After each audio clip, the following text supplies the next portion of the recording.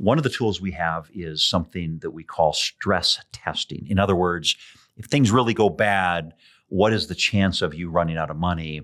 And there's something out there, and if you're out there and you want to Google it, it's called Monte Carlo simulations. And so what a Monte Carlo simulation really does is it takes everything that we have built, from everything from rates of return to inflation rates to what you're pulling out for a monthly income from your portfolio to tax rates. So it looks at all of these variables and it runs our software 1,000 different scenarios. And it literally will come back and say, out of these 1,000 scenarios, if we ran it for you, Cammie, it might come back and say, based on what you're pulling out, based on the assumptions we've made, if the markets did substantially worse, or if inflation spiked, we're going to create all of these market scenarios, good or bad.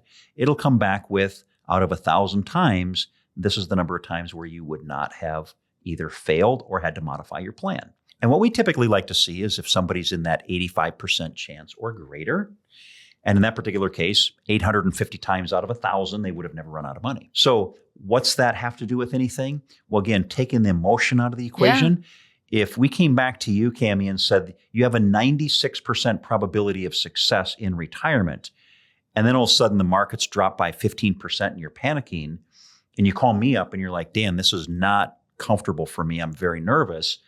I would quickly run a Monte Carlo simulation. I might say, you know what, Cammie? You were at 96% 6 months ago. The market's down 15%. Today you're at 92.